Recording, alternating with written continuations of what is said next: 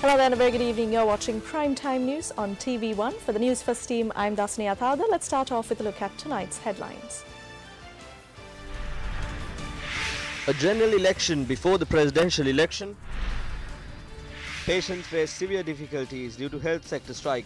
Private buses and trains also prepare for a strike action. Minister Ravi Karunanayake says no power cuts after the 10th of this month. EU against reinstating death penalty.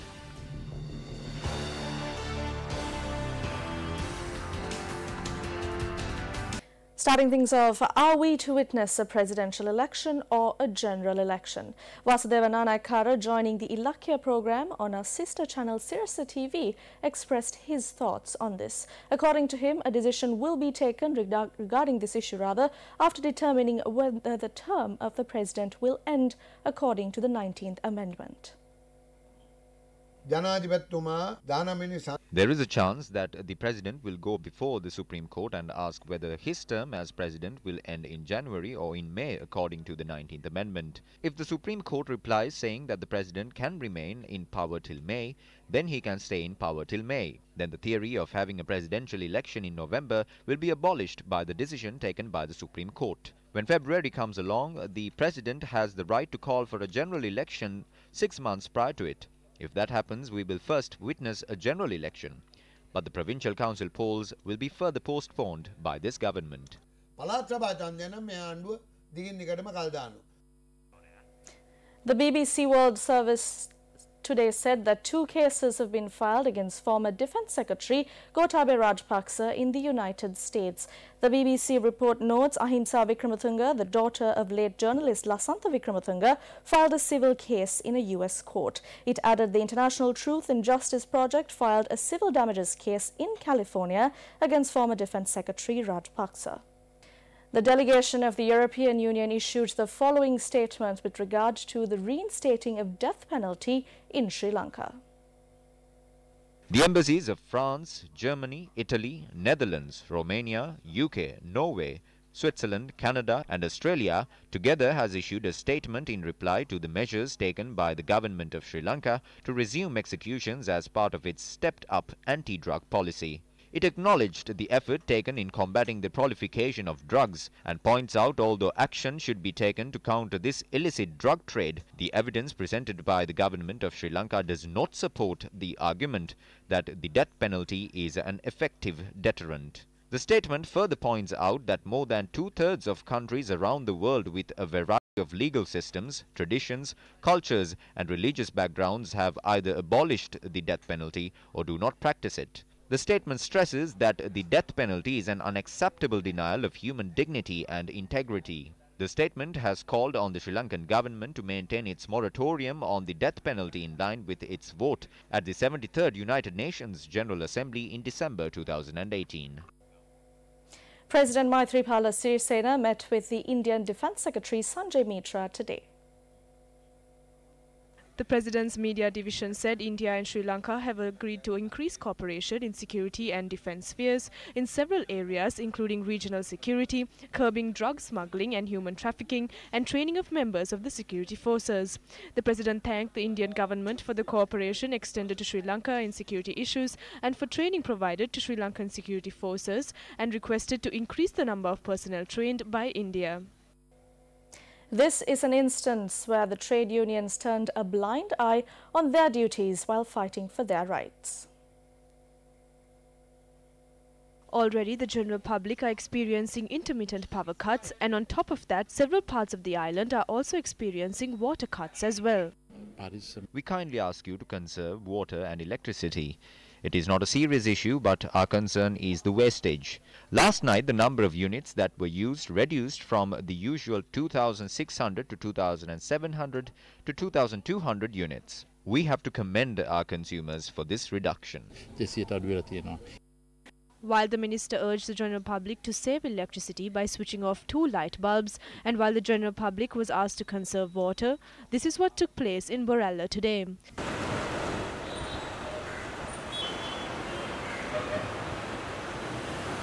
This water leak near the Borella market has been happening for 10 days now. It's very unfortunate that this has not come to the attention of any official. The government announces that we should conserve water and electricity. Don't these officials have any duty towards this? How many liters of water was wasted over these 6 to 7 days? Why are they turning a blind eye to this? Water is very precious, especially during this dry season, and wasting water like this is a crime towards the society as a whole. It is very unfortunate no action was taken even after informing the water board. Minister of Power, Energy and Business Development Ravi Karnanayaka said the price of electricity purchased from floating power plants is lesser than the cost in generating electricity at the Ceylon Electricity Board. He made this statement during a media briefing with the media heads today. Speaking at the media briefing, the subject minister said that there will be no power cuts from day after tomorrow. He said that there is a possibility to purchase 500 megawatts at the price of 25 rupees per unit. From 10th April in the night, after the night is over, that means from 11, there will be no power cuts at all. But that does not mean the problem is over. We would like you to restrain in using, because every one light that you off in one house, it will help to either reduce the loss of CB or at least provide the light to another house. And there has been a canard that has been spread that there is power cuts that could take place during Vesak. Being a Buddhist Sinhala country, that will not be the case. We are not insensitive. We will ensure that this Vesak will be the best one that will have most amount of Dansals and Torang, and ensure that this will be a time that will not be forgotten with all the problems that we were able to have an uninterrupted power supply. Views were also expressed about the prevailing power crisis and the authorities responsible for it. There are power cuts. We also hear stories about Batagoda being a thief. I don't like to attack people personally. I believe that there are other high-ranking officials behind this. All of these big people should be punished. I don't like to mention names, but I'm saying this because his name has come up. But if Batagoda has committed theft and if he was supported by others, we can check their phone numbers and investigate as to who held the relevant discussions and how this power crisis took place. We can find out how it was robbed and where the stolen money is kept. They say that power will be restored by the 10th, but no one speaks about those who stole from this. Locals living in many districts are affected by the prevailing drought condition, although light showers were recorded from several areas. People living in Kegol, Putlam, Kurunagala, Vaunia and Jaffna are facing difficulties due to the drinking water crisis and the destruction of cultivation by drought. Disaster management said around 321,425 people of the 76,379 families are affected by the prevailing droughts. Meanwhile, the Department of Meteorology said the prevailing extreme heat weather in Putlam, Kurunagala, Anuradhapura, Polonnaruwa, Colombo, Gampaha, Mana, Vaunia, Mullaitivu and Monragala will continue.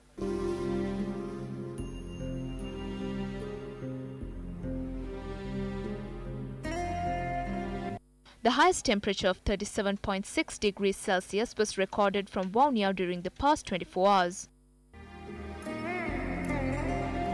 Horses in Delf Island are dying due to the lack of drinking water. The fate of the horses in Delf Island is evident in the footage captured by the Newsfirst cameras.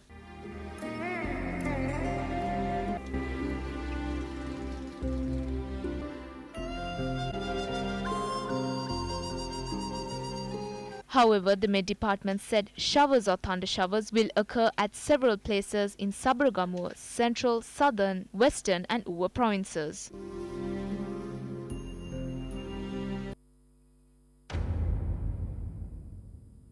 During a press briefing today, the central bank said the policy interest rates will be maintained at their current levels. Central Bank Governor Dr. Indrajit Kumaraswamy expressed the following views regarding FDI inflows into Sri Lanka. So, Governor, in Parliament last week or very recently, Minister Manisamaravikram and Deputy Minister Nadine Bandara spoke of the Oman refinery project, the FDI. And they said that when the funds come into Sri Lanka, it will be coming through the central bank. So are there any mechanisms in place? It doesn't come in through the central bank in the sense that it comes into the reserves. It comes into the country's reserves, probably to the DST account, which is maintained by the central bank. So are there any mechanisms to monitor the funds or? It won't come. It may come through a banking system. It will come to the banking system and then come to the country's reserve. Nothing to do with government. DST's account, I don't think. It doesn't. It won't end up there. So anyway, the central bank merely manages the country's reserves. So that that's all we do. Governor, with regard to the FDI funds once again, even though it comes to the banking system, does the central bank monitor it or anything like that? Any monitoring mechanism in place? In what sense? That is, when the funds come into the banking system, the central bank must monitor it, right? No, now depends to see whether it's clean money. Is that what you're asking me? Yeah. So the FIU, the banks are expected to do a full KYC process, and if they have any concerns, they are expected to file a suspicions transactions report to the Financial Intelligence Unit, which is administratively linked to the central bank, but is entirely independent. So that is how, if there is any checking, it's the bank's responsibility to make sure that they do the due diligence as necessary to ensure that money is clean. And if they have a suspicion, then they file a report. Also, Governor, if it comes down, we may plan or... Yeah, lots of plans. I mean, there is the FIU is. Why don't you talk about it?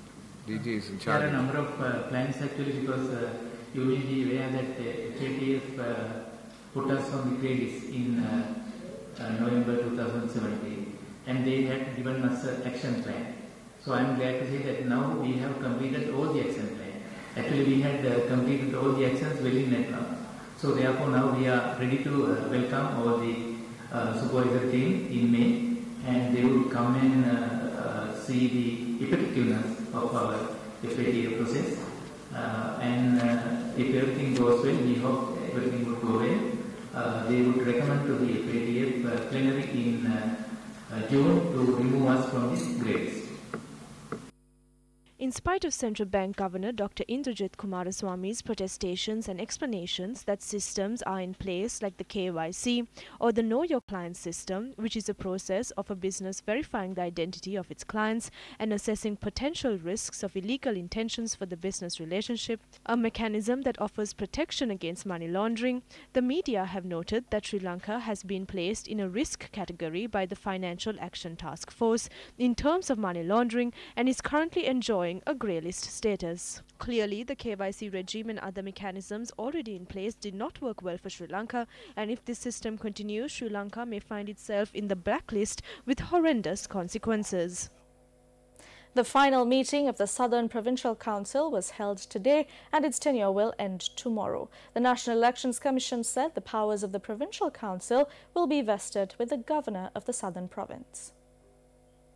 The final meeting was chaired by the chairman of the Provincial Council, Somawansa Kodagoda. Samu Aryavansa, Venerable Badegama Samithathero and several others from the ruling faction entered the meeting while protesting against the power crisis.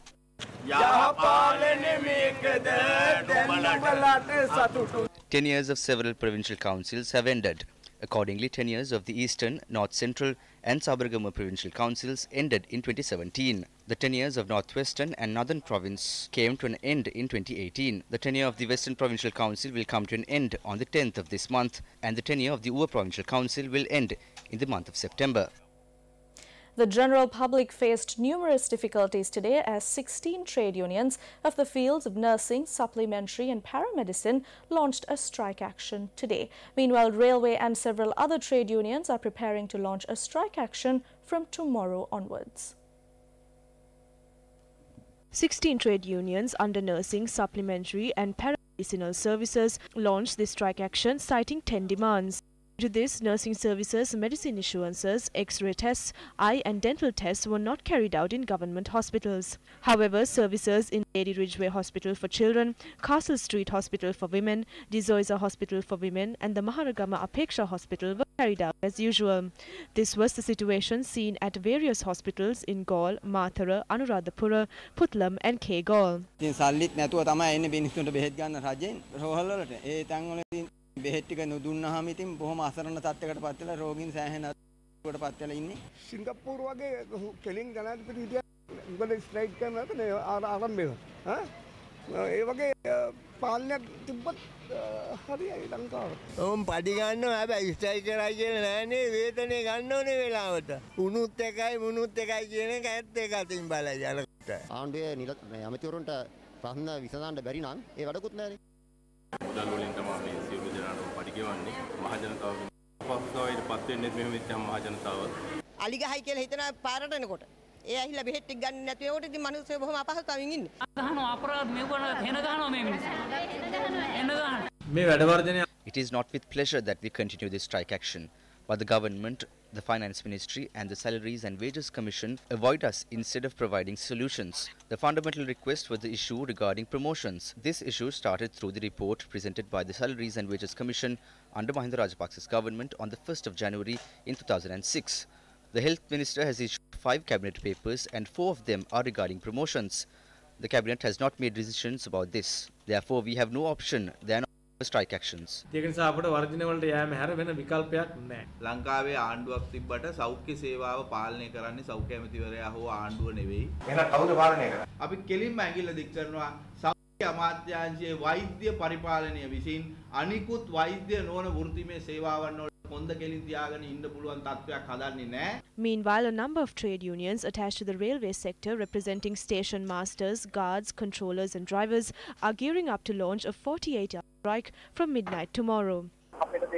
We have come across a grading anomaly issue. We request the past cabinet paper to be initiated. The reason we selected this particular date was due to the fact that the Secretary of the Transport Ministry conveyed to us that the cabinet note was presented on behalf of us has been presented to another subcommittee, which means we have gone back to where we were in 2015. That is why this trade union action was launched.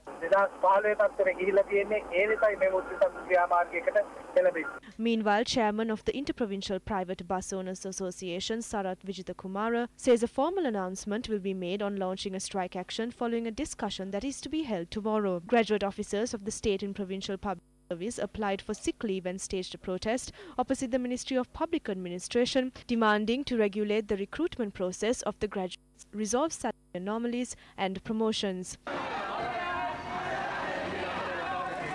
Although the demonstrators were given the opportunity to hold discussions with the ministry officials, they claimed that their issues were not resolved. The discussions proved futile. We could not come to a final decision. Therefore, we will decide to start a trade union action during the month of May.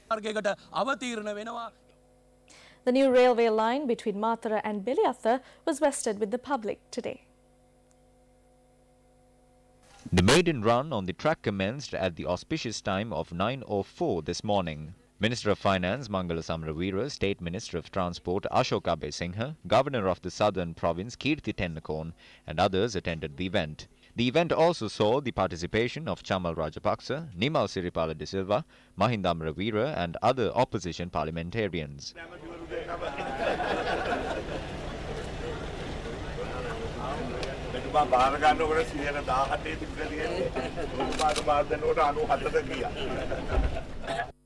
The train reached the Beliatha railway station around 11 a.m.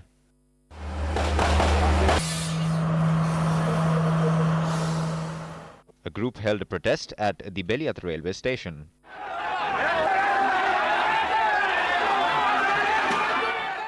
The police intervened and took steps to control the situation.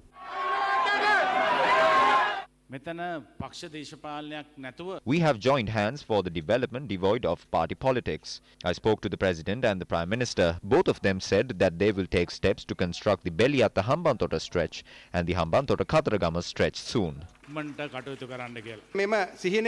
This was a dream of former President R. Premadasa. He wanted to extend this from Mathura to Kataragama. This is therefore a special occasion. We invited the former president. He said he will try his best to attend this. It's only during the election season that we divide ourselves into parties. We will extend our support for the development activities at all times. Former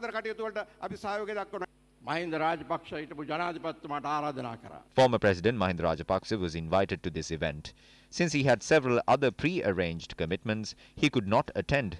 However, his blessings and his happiness was extended to the minister and the deputy minister.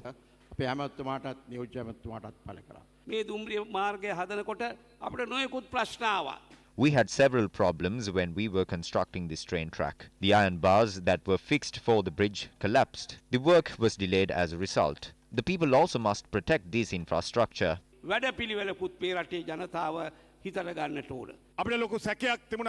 had a serious suspicion as to whether the work will be halted midway. When there were calls for investigation, I said, let any investigation take place but do not halt the work. Carry out the work alongside the investigations. That is the proposal I made to the cabinet.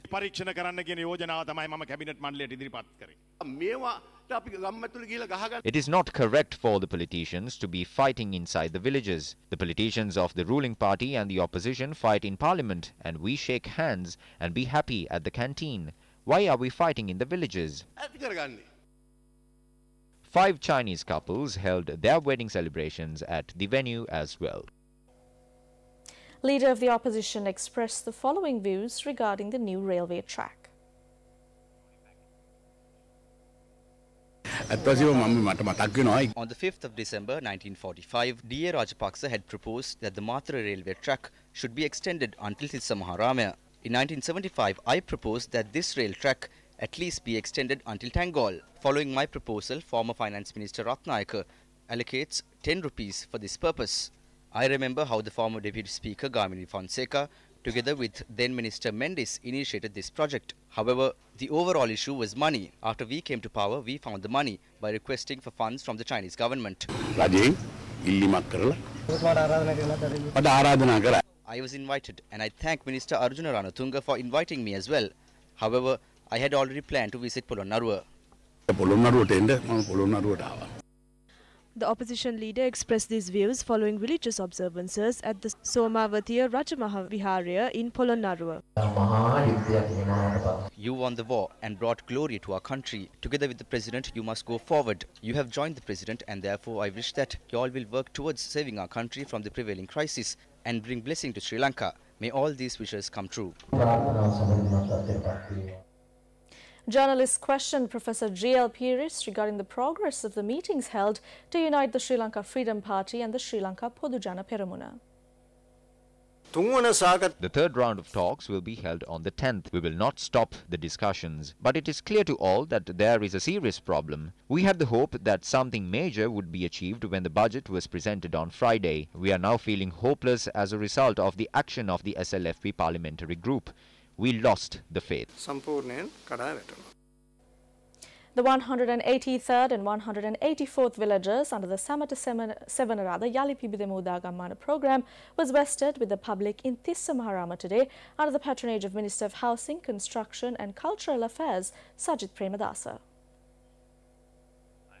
The villages consist of 50 houses in total, and they are named Sobamata Gama and Siharada Gama. The total cost for this project stands at 47.6 million rupees. The minister also presented the house deeds and housing loans under the Visiri and Sondurupi as a program to 100 families. Now, Minister Sajit Premadasa also laid the foundation stone for 4 villages under the Samata Sevana model housing project. The event took place in Ballagassava in Hambantota. Sajit Premadasa asai bayai kiya. There are various rumours being spread that Sajit likes it but is scared. I really like development. I like to provide concessions to the people. I like to distribute land and I like to build houses. I like to create Udagamana projects. I'm also scared of certain things. I'm afraid to rob, obtain bribes. I'm scared to deceive the people. I'm afraid to treat only friends and support them. Remember that I'm not afraid to accept responsibility. I would like to tell those who say, I like it but I'm afraid, that there will be some good answers at the end of the year. මගේ කිසිම බයක් නැහැ වගකීම් බාරගන්න.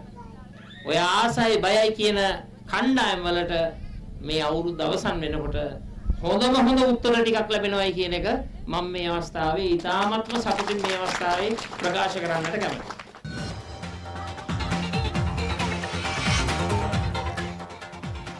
Interim results show that the ruling Maldivian Democratic Party secured 65 of the 87 seats and won the parliament supermajority in parliamentary elections. The Maldivian Democratic Party is projected to win almost 60 seats in the 87-seat parliament. Meanwhile, former Maldivian President Mohamed Nasheed made a dramatic return to the top of the national parliament, with his Maldivian Democratic Party securing victory. Nasheed promised to use his party's mandate to usher in a new era of stability and democracy in the Indian Ocean archipelago as it emerges from years of strongman rule, political crisis and corruption scandals miring the government and judiciary. Attending the 41st annual convention of the Capital Maharaja organization in 2018, former President Mohamed Nasheed spoke about what motivates him to keep fighting. Fairly easy to say it. Never give up. Never, never, ever give up hope.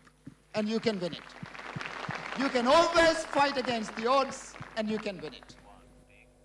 Now in sports news, 3 cricket clubs have written to the Minister of Sports and the ICC challenging former SLC President Thilanga Sumathipala, holding various positions at the SLC. The cricket clubs that have presented the letters are the Colts Cricket Club, the Negombo Cricket Club and the Maravilla Saviour Cricket Club. Through the letters, the cricket clubs point out that Thilanga Sumathipala has accepted in Parliament that his brother is involved in the betting business. The Hansard document containing the said point has been presented as an annexure with the letters. The report with the tax payments for the said businesses have been included as well. The cricket clubs point out that Thilanga Sumathipala, functioning within the Sri Lanka Executive Committee as a member of the Management Committee, as a member of the National Development Committee and the chairman of the National Projects Committee as well as the International Relations Committee, is a violation of the Sports Act. The letter further states that as per the Code of Ethics of the ICC, a person connected to such a business cannot hold any position regarding cricket. The 3 cricket clubs have requested the ICC and the Minister of Sports to draw attention to the above facts and hold an inquiry regarding it. And that's a wrap of Primetime News for tonight. For the News First team, I'm Dasni Athada. Good night.